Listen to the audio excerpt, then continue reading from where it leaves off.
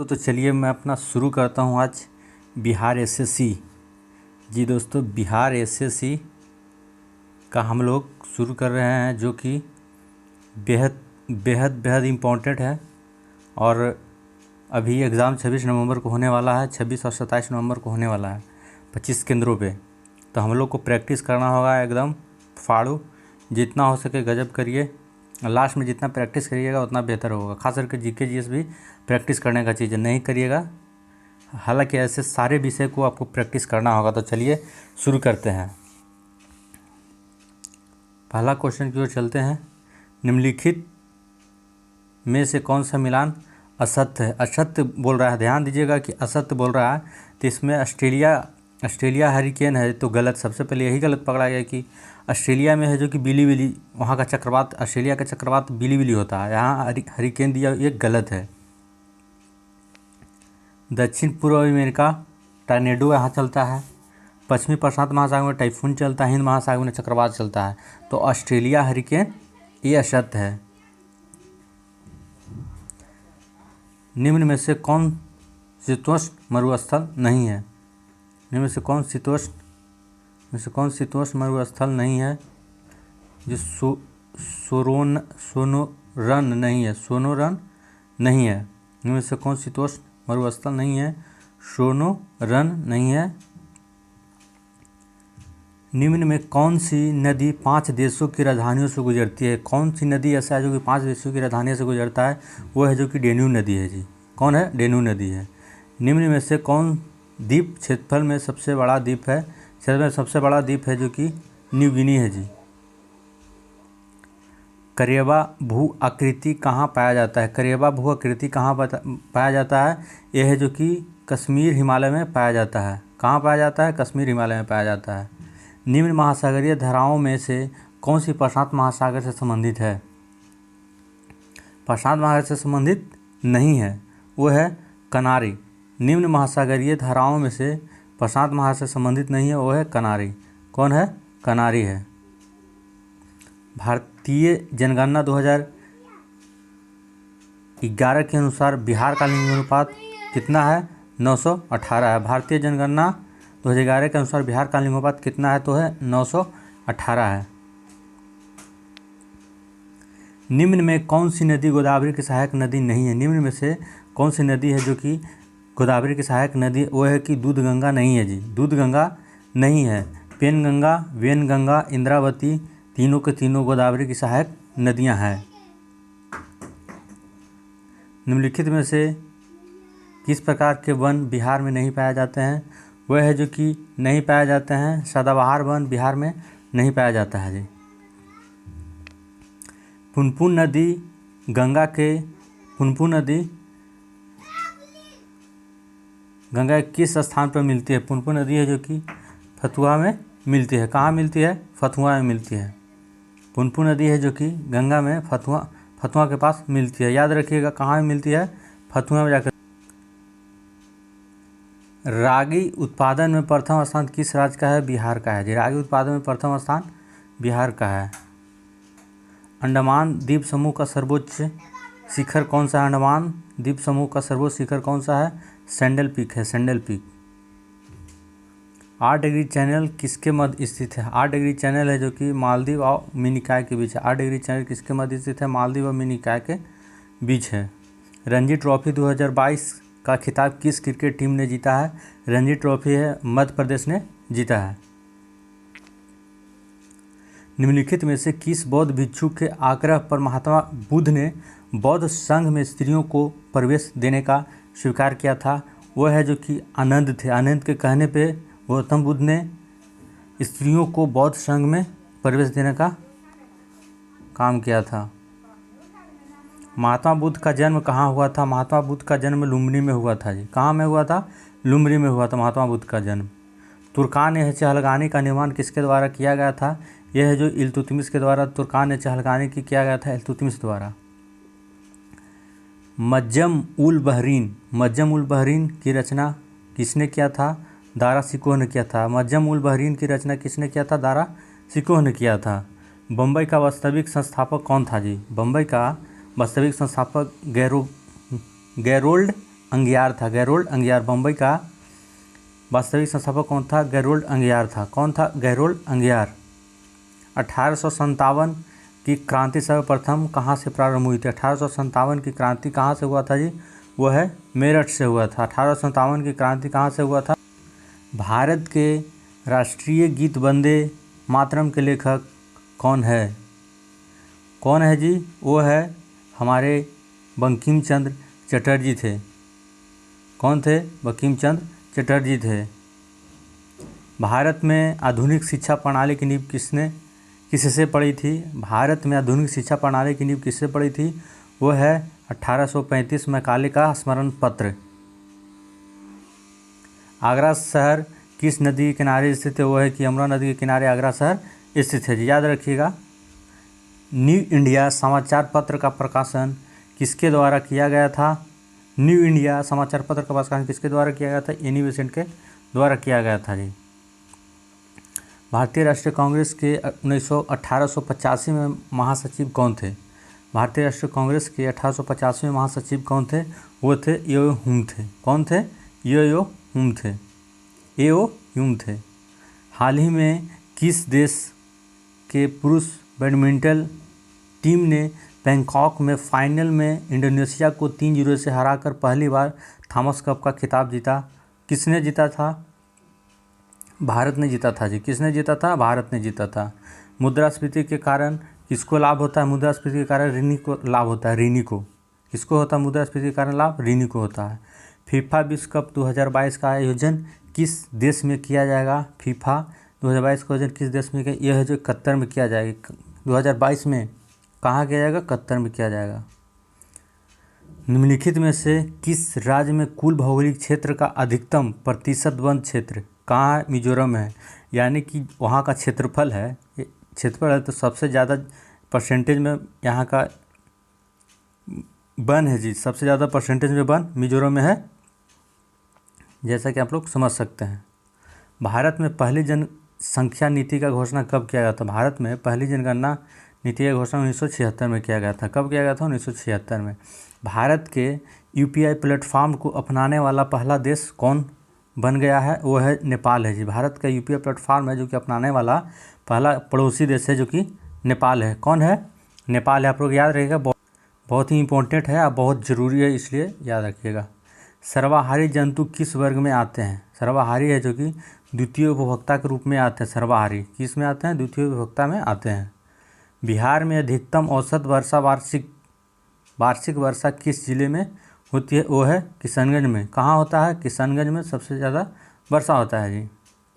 कवक द्वारा कौन सा रोग होता है? कवक द्वारा कौन सा रोग होता है? वो है कि दाद होता है। दाद क्या होता है? कवक द्वारा दाद होता है जी। बीजों का सर्वोत्तम संरक्षण किस परिस्थिति में होता है? बीजों का सर्वोत्तम संरक्षण किस स्थिति में होता है? ठंडी और शुष्क परिस्थिति में होता है। ठंडी और शुष्क परिस्थिति में होता है। वैश्विक तापमान से क्या संभावना हो सकती है? वैश्विक तापमान से क्या संभावना हो सकती है? इसमें उपयुक्त सभी होगा जी। कैसे? आप समझ सकते हैं। अगर ज़्यादा तापमान होगा तो हिमस्खलन हो जाएगा। हिम जो पिघल जाएगा, वहाँ से बर्फ़ है जो पिघलेगा तो समुद्र में स्तर में वृद्धि हो जाएगा। कुछ लोग सोचेंगे तो बाढ़ तो हम लोग तरफ नहीं आएगा, लेकिन समुद्र में सारा सबसे गहराई होता है समुद्र, उसके नीचे सारे चारों तरफ से नदियों का पानी समुद्र में जाता है। तो आपके पास कैसे बाढ़ आएगा? ये नहीं हो सकता है। आपके पास बारिश के कारण आ सकता है। तो आप लोग समझ गए होंगे। चलते हैं नेक्स्ट क्वेश्चन की ओर। लोलक का आवर्तकाल किस पर निर्भर करता है? लोलक का आवर्तकाल उसके लंबाई पर निर्भर करता है जी, ना कि तापमान समय इस पर निर्भर नहीं करता है, सिर्फ इसके लंबाई पे निर्भर करता है। वर्षा की बूंद गोलाकार आकृति के कारण है। इस द्रव का पृष्ठ तनाव के कारण इसका गोलाकार हो जाता है। किसके कारण? द्रव का पृष्ठ तनाव के कारण। प्रकाश तरंगों के वायु से कांच में जाने पर क्या परिवर्तित होता है? इसमें है जो कि तरंगदैर्घ्य और वेग परिवर्तित होता है, इसका आवृत्ति परिवर्तित नहीं होता जी। याद रखिएगा, कांच में जाने पर प्रकाश को कांच से गुजरता है, तो यहाँ पे कांच से गुजरने पे इसका आवृत्ति का कुछ नहीं होता, सिर्फ तरंगदैर्घ्य और वेग का परिवर्तन होता है। रासायनिक रूप से सूखी बर्फ क्या है? रासायनिक रूप से सूखी बर्फ क्या है? यह है जो कि ठोस कार्बन डाइऑक्साइड है। रासायनिक सूत्र पर ठोस कार्बन डाइऑक्साइड है। बेकिंग सोडा का रासायनिक सूत्र क्या है? बेकिंग सोडा का NaHCO3 होगा। बेकिंग सोडा का रासायनिक सूत्र NaHCO3 होगा। निम्नलिखित में से कौन एक अदिश राशि द्रव्यमान है? निम्नलिखित में से कौन सा अदिश राशि है? द्रव्यमान है। निम्न में से कौन स्तनपायी है? निम्न में से कौन स्तनपायी है? तो इसमें से सारे स्तनपायी जो उपयुक्त सभी होगा। चमगादड़ भी स्तनपायी होता है, समुद्री सिंह भी स्तनपायी होता है, और ये समुद्री गाय भी स्तनपायी होता है। इसलिए यहाँ पे ऑप्शन सही सभी होगा, उपयुक्त सभी होगा। निम्न में से कौन सा मांसाहारी कीट भक्षी पौधे हैं? घटकर्णी है जो कि मांसाहारी कीट भक्षी पौधे हैं। आनुवांशिक के जनक के रूप में किसे जाना जाता है? आनुवांशिकी के जनक के रूप में ग्रेगर मेंडल को जाना जाता है, जिसने मटर के पौधे पर प्रयोग किया था। आनुवांशिक के जनक के रूप में जाना जाता है ग्रेगर मेंडल को। मनुष्य की खोपड़ी में कुल कितनी अस्थियाँ होती है? मनुष्य की खोपड़ी में कुल 28 अस्थियाँ होती है। मनुष्य की खोपड़ी में कुल 28 अस्थियाँ होती है। पैराडॉक्सिन किस विटामिन को कहा जाता है? पैराडॉक्सिन है जो कि विटामिन B6 को कहा जाता है। पैराडॉक्सिन किसको कहा जाता है? विटामिन B6 को कहा जाता है। यदि किसी लेंस की क्षमता 1 डायोप्टर है तो उसकी फोकस दूरी एवं लेंस की प्रकृति कैसी होगी? अगर ये 1 डायोप्टर है तो 1 मीटर उसका हो जाएगा और उत्तल लेंस हो जाएगा जी। क्या होगा? 1 मीटर उत्तल लेंस हो जाएगा। मूल संविधान में कितनी अनुसूचियाँ थी? मूल संविधान में 8 अनुसूचियाँ थी। कितना था? 8 था। मूल में 8 था, अब वर्तमान में भी 12 अनुसूची है जी। निम्न में से कौन सा मिलान असत्य है? निम्न में से कौन सा मिलान असत्य है? अपात उपबंध वाला है जो कि सबसे असत्य है जी। अपात उपबंध वाला है जो कि असत्य है। संविधान नेतर संस्था है। संविधान नेतर संस्था क्या है? माने कि संविधान के द्वारा बनाया जो कि मानवाधिकार आयोग है, जो कि संविधान के द्वारा बनाया हुआ संस्था है, मानवाधिकार आयोग। निम्नलिखित में से कौन कैबिनेट मिशन के सदस्य नहीं थे? निम्नलिखित में से कौन कैबिनेट मिशन के सदस्य नहीं थे? जो कि विलियम लॉरेंस कैबिनेट मिशन के सदस्य नहीं थे। संविधान के किस भाग को भारत के नागरिकों का अधिकार पत्र कहा जाता है? संविधान के किस भाग को भारत का नागरिकों का अधिकार पत्र कहा जाता है? भाग 3 को भारत का नागरिक अधिकार पत्र कहा जाता है। निम्न में से कौन सा चुनाव निर्वाचन आयोग द्वारा संपादित नहीं किया जाता है? स्थानीय निकायों का है जो कि चुनाव निर्वाचन आयोग द्वारा नहीं किया जाता। स्थानीय निकाय का जो है नहीं किया जाता है। भारतीय संविधान के संवैधानिक सलाहकार के रूप में किसे जाना जाता है? भारतीय संविधान के संवैधानिक सलाहकार के रूप में किसे जाना जाता है? BN राव को जाना जाता है। भारतीय संवैधानिक सलाहकार के रूप में किसे जाना जाता है? BN राव को जाना जाता है। भारत की संविधान सभा ने राष्ट्रीय ध्वज को सर्वप्रथम कब स्वीकार किया था? 22 जुलाई 1947 को स्वीकार किया था। राज्यसभा का गठन कब किया गया था? 3 अप्रैल 1952 को गठन किया गया था। राष्ट्रीय न्यायिक नियुक्ति आयोग की स्थापना संसद के किस संविधान संशोधन द्वारा किया गया था? 99वां संविधान संशोधन अधिनियम 2014 के द्वारा किया गया था। स्वस्थाने क्या है? स्वस्थाने जो कि जिस अवस्था में है पेड़ पौधे जो जीव जंतु उसको छेड़छाड़ नहीं किया जाए, इसे स्वस्थाने कहते हैं। इसके अलावा ये हो जाएगा ऑप्शन A नंबर हो जाएगा। ऑप्शन नंबर A नंबर, वनस्पति या जंतुओं को संरक्षण उनके मूल प्राकृतिक आवास क्षेत्र में करना। भारतीय संसद में अस्थायी समितियों को प्रणाली विकसित की गई थी, कब से किया गया था? वह 1983 से किया गया था। इसका ग्रीन पीस क्या है? ग्रीन पीस क्या है? वह है पर्यावरण समर्थकों का एक अंतर्राष्ट्रीय संगठन। क्या है? पर्यावरण समर्थकों का एक अंतर्राष्ट्रीय संगठन है। बिहार के प्रमुख समाचार पत्र बिहारी के संपादक कौन है? बाबू महेश्वर प्रसाद। बिहार के प्रमुख समाचार पत्र बिहारी के संपादक कौन है?